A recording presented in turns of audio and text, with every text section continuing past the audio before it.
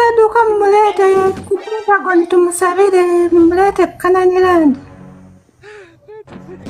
Tumulete wa? Mumulete n'abaana bajje tuzimbe Kananirandi ya Mukama, tuzimbe Pentagoni. Lwaki sente wa Antikaduka ate nga mufere? Nawe watutama. Suzani watutama ne Pentagoni twesonyiwe.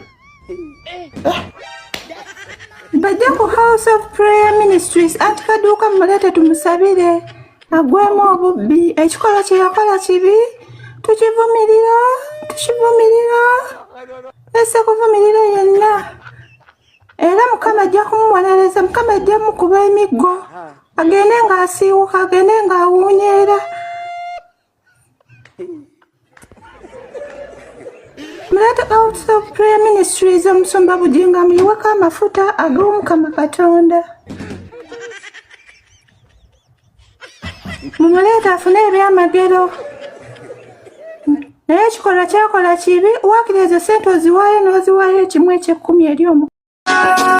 Oziwaayo n'oziwaayo eri Omukama n'ozimba ennyumba ye.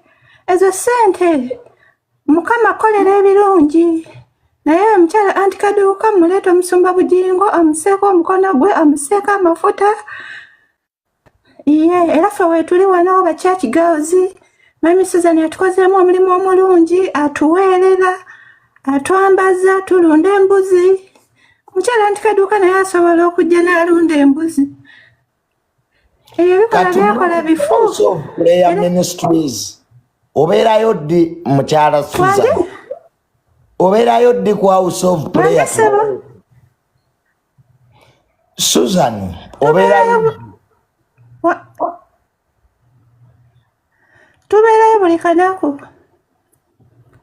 Kati Apostle Suzan tumuleete ddi?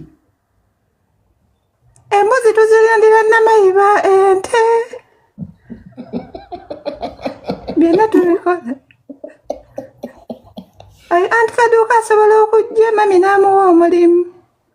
Mami Suzi, kuba weetuli abawala bangi. Naye ebyokubba abaana tubagamba baleete like bejjunire omusumba Bujingo baweeyo ekimu eky'ekkumi. Tebakkiriza, kati sente bazibako ate ne batafuna byamagero. Naye wojja wa Mami Suzi, wojja ku Kananirandi ofuna ebyamagero ate n'Omukama n'akkolera.